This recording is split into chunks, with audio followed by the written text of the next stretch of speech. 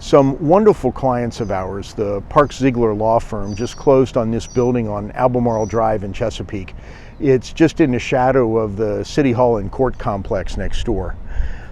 Their purchase is a great example of marrying a small business administration SBA loan with a bank loan. That allowed them to do a purchase and a major renovation that's coming in this building. Just down the street, our friends at DreamDex had done the same thing with a building on Cedar Road. We're seeing lots of that activity, and it's not just us. If you talk to the brokers across our office at SL Nussbaum, they're seeing the same thing. Ashely Bussey is a really sharp broker who specializes in office sales and leasing, including medical office. I'm seeing mostly office users, so medical office, professional business office, even a school is looking into office space. If you're going to lease office space and you have a full build out, you're looking at a longer term lease, whether that's 5, 7, 10 years. And at the end of the day, if you went the purchasing route, you own the building instead of improving a landlord space. When you talk about the difference between investing in your own building versus investing in a landlord's building, consider that for a medical or a dental user, that build out could easily be $200 a square foot. If that's not enough incentive, how about interest rates below 3%? For most of the last year, SBA rates have been sub 3. That's kept Chris Topping really busy.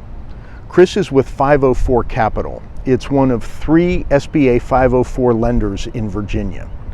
He said there's always been a demand for owner occupancy, but the low interest rates have gotten some people to pull the trigger. But I think we're seeing people also make some decisions sooner than maybe they would have to capitalize on these low rates. Here is how it typically works. A business contacts a banker or a credit union about buying an owner-occupied building. The bank will look at doing a loan at 50% loan to value. The bank will bring in a group like Chris's that handles SBA loans. The SBA loan will cover another 40%, so the buyer puts 10% down. The SBA loan can be fully amortized for 25 years. The bank loan will run at least 10 years. So today we're talking about a total of 90% loan to value, where the SBA loan has been running below 3% and the bank's portion not far off. Banks like these loans. Their risk is relatively low because the bank loan is in first position in the event of a default.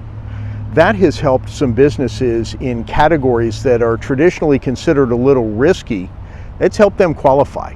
Historically, the 504 program gets a lot of requests for hospitality, food and beverage, brewery, because it's less risk to the third party lender, right? They're coming in at a lower loan to value in some of those industries that are typically thought of as a little riskier. But it really is across the board as far as the types of industries we fund.